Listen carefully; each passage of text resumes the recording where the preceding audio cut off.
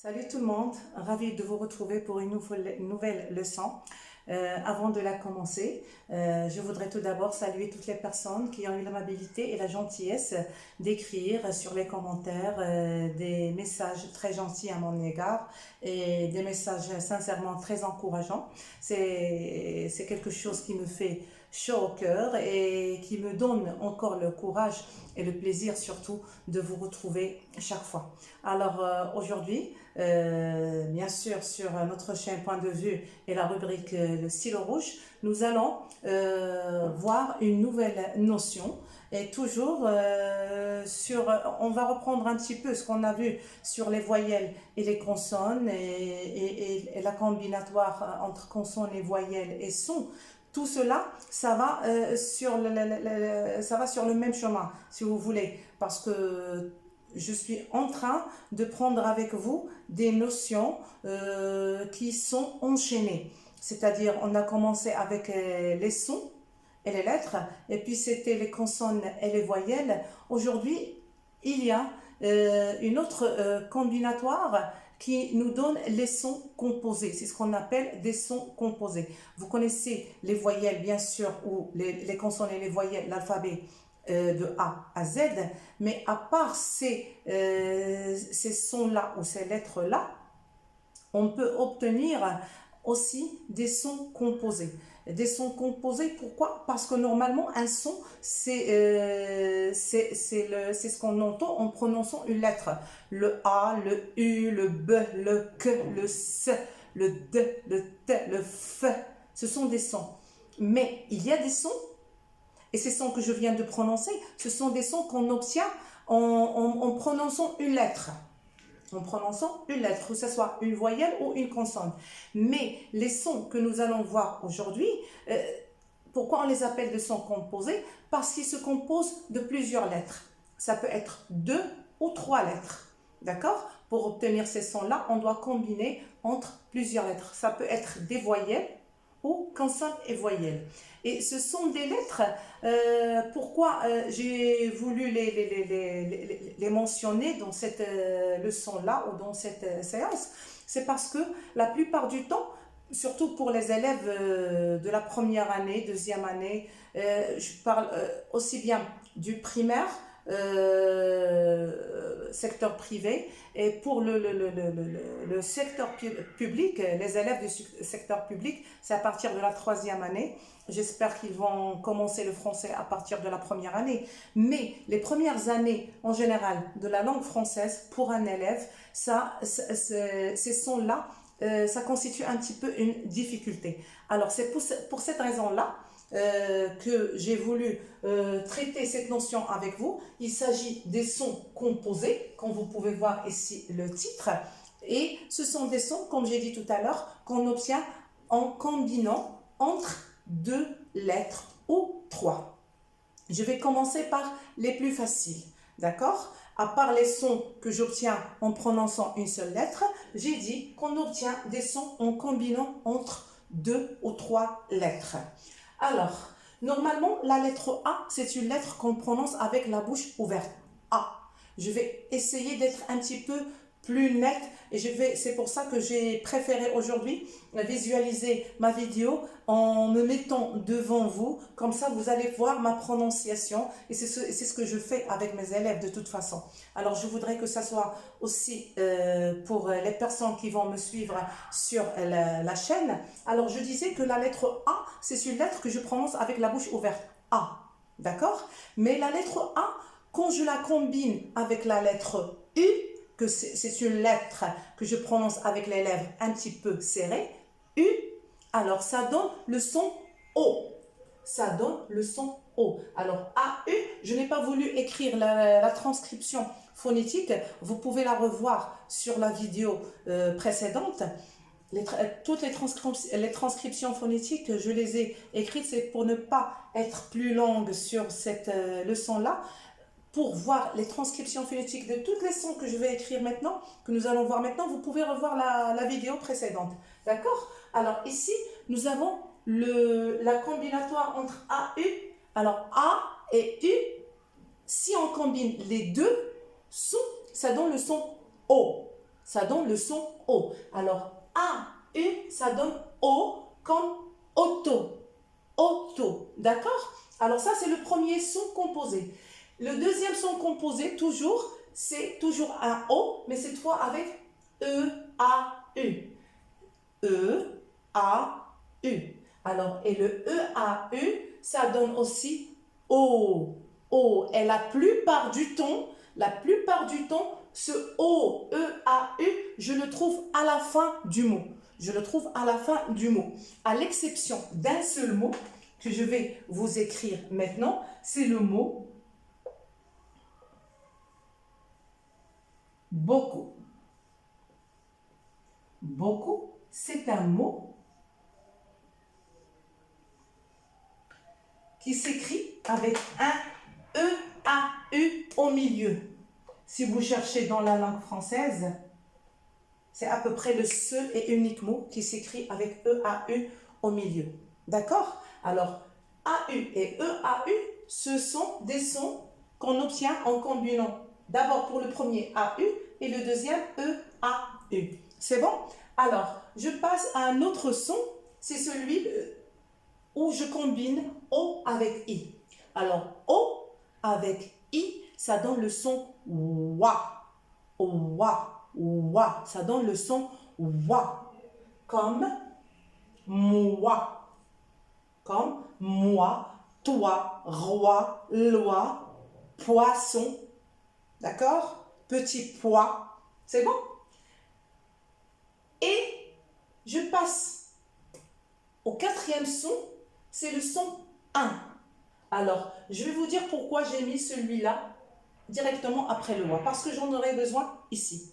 Alors, le 1, c'est un son que j'obtiens en combinant entre le I et le N. C'est un son nasal. Pourquoi on dit que c'est un son nasal? Parce qu'il se dégage un petit peu par le nez. 1, comme matin, comme lapin, d'accord? Il y a plein de mots avec 1. Le IN, ça donne le son 1, mais quand je prends ce IN et je le mets tout de suite après le O, c'est-à-dire j'ajoute un N après le WA, ça devient OUA. OUA. Voyez pourquoi j'ai voulu vous mettre le son 1 avant le WA? Parce que le WA, c'est une combinaison entre le O et le 1. D'accord? Alors, j'espère que c'est clair jusqu'à présent. Alors, je reprends. Le O, c'est AU. E-A-U, c'est O, mais il est souvent à la fin du mot, à l'exception du mot beaucoup, dans lequel je vois le E-A-U au milieu du mot. Après, on a le WA, O-I, comme moi, toi, roi, loi, soi. Et le 1, comme matin, comme lapin, comme printemps, d'accord? Et en combinant le O avec 1, ça donne ouin. Ouin, comme loin, comme moins, comme soin, prendre soin de quelqu'un. C'est bon? Alors, je voudrais attirer votre attention ici. J'ai essayé d'écrire ces sons-là. Ce n'est pas d'une manière comme ça, d'une manière irréfléchie, mais j'ai voulu les écrire selon une progression bien précise, parce qu'il y a sûrement une relation entre un son et un autre. Ici, O-I-N, ça donne ouin, mais si jamais on met le I avant le O, le son change et ça devient ion. Ion, comme lion. Lion. Surtout, n'insistez pas trop, n'appuyez pas trop sur le I. Ne dites pas lion. Non, c'est faux, parce qu'il y a des personnes qui prononcent mal et qui disent lion. Non, j'essaie d'appuyer un petit peu légèrement sur le I. Et je dis lion. Lion. D'accord? Lion. Alors, faites attention, si on change la place du I, ça donnera ion. D'accord? Alors, on passe à un autre son, et c'est un son que les enfants apprennent rapidement, parce qu'il se trouve dans un mot qu'ils découvrent très tôt. Il s'agit du mot maman. Et c'est un mot que moi j'utilise souvent avec les élèves de la première année primaire parce que c'est un mot qui est proche des enfants. Et c'est le son on. Le son on, c'est un son nasal aussi. Et c'est la combinaison entre le A et le N. Le A et le N. C'est le son on. Alors le on, quand je le prononce, je tire un petit peu sur les lèvres. On. D'accord? On. E-N. Je vais revenir à ce son-là, ne vous en faites pas. Le E-N, je dois rétrécir un petit peu la bouche. Si le A-N est on, le E-N, c'est on. Je rétrécis un petit peu les lèvres. On. Je sais, vous allez me dire, non, on prononce le on comme ça pour tous les sons, alors que non, c'est faux. D'accord? Chaque son a sa propre prononciation. Alors, le AN, je tire un petit peu sur les lèvres, en, et le EN, je rétrécis un petit peu les lèvres, c'est on, et le ON, c'est on. Tout simplement, je ne peux pas dire mon bambam, c'est mon bonbon. D'accord? C'est clair. Il faut prononcer correctement. La langue française, c'est comme ça. Il faut bien prononcer les sons. Et il faut faire la différence entre un on, an, un on, en et un on. Alors, quel est le point commun entre ces trois sons? Ce n'est pas le son, bien sûr, mais c'est le M. Le M qui est changé de N en M. Pourquoi? Pourquoi le on AN ou le on EN ou le on OM devient plutôt AN, EN et ON deviennent AM, EM ou OM? C'est quand il y a un B ou un P ou un M après. Quand le on est suivi d'un B ou d'un P ou d'un M, le AN devient AM. Chambre. Chambre, ça s'écrit avec AM. Tempête. Tempête, ça s'écrit avec EM. Ombre. Ombre. Ombre, ça s'écrit avec OM. À l'exception du mot bonbon. Alors, le mot bonbon, vous allez me dire, c'est un mot dans lequel je vois OM suivi d'un B, mais on ne voit pas le M. Pourquoi? Alors, tout simplement, c'est un mot qui fait l'exception dans la langue française. Il n'y a pas une étymologie dans la langue française qui va nous dire pourquoi. Quand je parle de l'étymologie, c'est l'histoire du mot. Alors, il n'y a pas une étymologie qui me dit pourquoi on met ON et non pas un OM. Tout simplement, l'explication que vous allez trouver si vous cherchez, on va vous dire que bonbon, quand on pose la question aux enfants et on leur dit comment tu as trouvé le bonbon, ils vont vous dire il est bon et bon. Alors deux fois bon, ça donne bonbon. Alors on écrit bon et bon.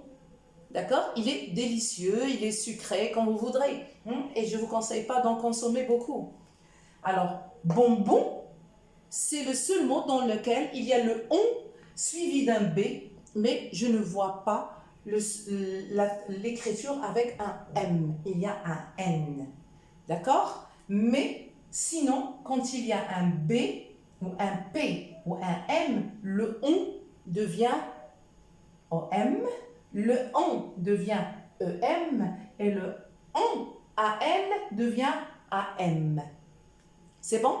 Alors, je passe à la deuxième partie. Là, il s'agit du son.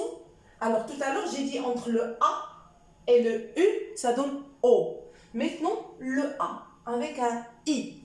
Le A avec un I, A, I, ça donne E. Et c'est un E un petit peu large. Et, d'accord? Parce qu'il y a A et I. Je combine entre les deux ouvertures, l'ouverture de A et l'ouverture de I. Ça donne E.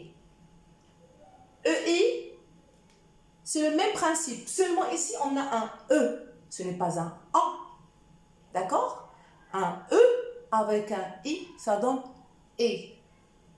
Et un E un petit peu serré. Les personnes qui ont étudié la phonétique, ils vont faire la différence en prononçant. Mais la plupart du temps, les gens ne font pas attention et les apprenants ne font pas attention à ça. Mais c'est l'occasion de demander aux enseignants d'attirer l'attention de leurs élèves sur ces petites choses parce que ça fait beaucoup la différence. Ça fait la différence.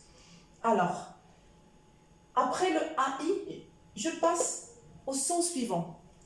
Toujours AI et le N qui s'ajoute. Dès que le N entre sur un son ou entre dans un son ou dans la combinatoire de sons, ça donne un son nasal. Alors là, c'était un E. Dès que j'ajoute le N, ça devient un. Un. Et un ouvert comme ma, un. A-I-N. E-I qui est E, en ajoutant la lettre nasale, ça devient un, comme frein, ceinture. D'accord?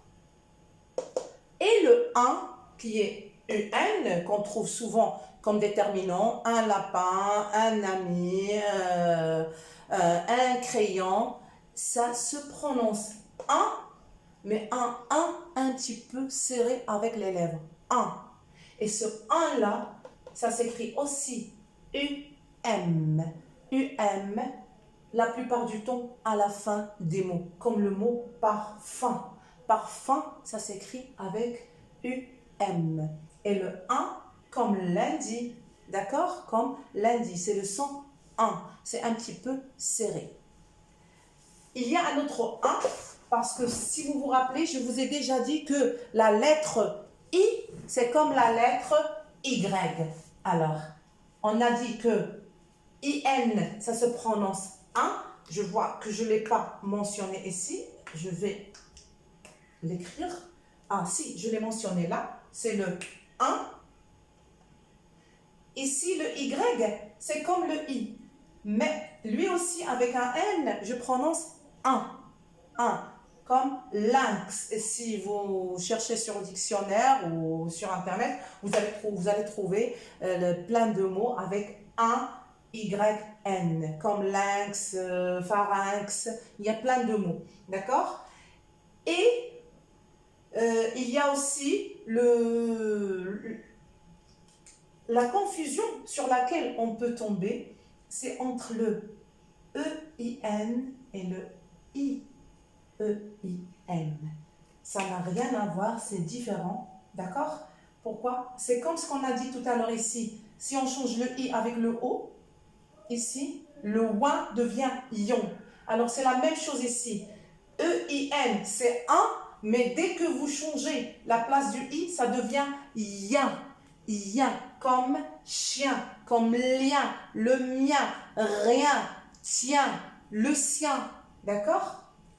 Il faut faire attention. Pourquoi j'insiste sur ce sont des détails, ce sont des petites choses, mais par expérience, je sais qu'il y a des personnes, surtout les apprenants qui sont encore en herbe, c'est-à-dire, qu'est-ce que ça veut dire en herbe? C'est-à-dire qu'ils sont encore au début, ils tombent sur ces erreurs-là, ils font ce genre d'erreur. Alors, je tiens à attirer votre attention sur ça. Ne confondez jamais entre le EIN, c'est un, et le IEN, c'est ien. Et ce message, bien sûr, il est destiné à toutes les personnes qui sont encore en début de leur apprentissage de la langue française. Ce sont des petits détails, bien sûr. Vous allez me dire, ce sont des détails. Mais oui, ce sont des détails. Mais ce sont des notions de base. Et moi, je voudrais, avant d'attaquer avec vous des notions qui sont compliquées de la langue française, je voudrais commencer par les notions de base.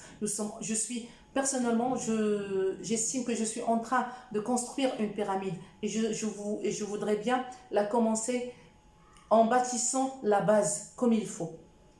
Alors, ne confondez surtout pas entre EIN qui est un comme frein et IEN qui est lien comme chien. Et c'est pareil pour ouin, OIN et ion, ION. C'est bon? Alors, on passe à un autre son, c'est le son E. Alors, E, c'est un E avec un U. Alors, je dis E. Alors, le son E, c'est la combinaison entre EU et ça donne E tout simplement comme fleur. D'accord? Du beurre, fleur. Et le son O-E-U, c'est ce qu'on appelle le E dans l'eau. Le E dans l'eau, c'est un autre E, mais qui s'écrit comme ça, comme dans le mot cœur. C'est ce qu'on appelle le E dans l'eau. Pourquoi le E dans l'eau? Parce qu'il est tout simplement, il y a le O qui est attaché au E. Même quand on veut l'écrire, on fait comme ça, le O, et on attache le E dans le O. Et on dit le E dans l'eau. D'accord? Alors ça, c'est le son E. D'accord? Et c'est un petit peu, phonétiquement, ça entre dans les syllabes fermées et syllabes ouvertes. Bientôt ou prochainement, je pourrai voir ce genre de notions. Ils sont un petit peu compliqués pour les débutants, mais je vais essayer de faire des leçons ultérieurement sur ce genre de son et quelle est la relation entre les syllabes ouvertes et les syllabes fermées et les sons. Parce que c'est un petit peu compliqué. Comme je vous l'ai dit, excusez-moi, je suis en train de parler rapidement. Ce sont des notions de base que je suis en train de vous faire découvrir et que je suis en train de traiter avec vous. Ces notions de base sont très importantes et il faut les garder bien en tête pour pouvoir bien lire. Et c'est très important. Une bonne prononciation, ça commence par une bonne combinatoire et une combinatoire correcte et une maîtrise absolue de la phonétique. Si on prononce bien les sons, si on ne prononce pas bien les sons, on risque de les prononcer d'une manière erronée. Et quand on prononce des sons d'une manière erronée, ça donne des résultats fâcheux. On ne peut pas faire une bonne dictée. Un enseignant qui prononce mal les sons, s'il est en train de faire une dictée à ses élèves, les élèves vont confondre entre le on, le an et le an. Vous comprenez? C'est pour ça que j'insiste que surtout pour les profs de la langue française ou les enseignants de la langue française, si vous n'avez pas eu l'occasion de faire une formation académique sur les sons, faites des recherches et vous allez trouver beaucoup de notions ou des manières de vous expliquer la différence entre les sons et cela va vous aider bien sûr dans l'enseignement et dans votre métier. J'espère que l'idée est claire des notions composées et c'est pour ça que vous avez vu sur le titre de ma vidéo, les sons composés, ce n'est pas sorcier, c'est très facile. Il suffit simplement de maîtriser le son simple. Quand je dis les sons simples, ce sont les sons des lettres que vous connaissez de A à Z. Et quand on maîtrise la prononciation de chaque son, les sons de chaque lettre, en les combinant, ça va être facile. Alors, les sons composés, ce n'est pas sorcier. Et sur ce, je vous souhaite une très bonne fin de soirée si c'est la soirée que vous regardez ma vidéo, ou très bonne journée si vous êtes en train de la regarder un matin. Et j'espère que vous continuez dans vos encouragements. Ça me fait plaisir et n'hésitez pas à liker ma vidéo, à la partager et je vous serai très reconnaissante pour vos encouragements. Merci mille fois, continuez ainsi et j'espère être à la hauteur de vos remarques et à la prochaine.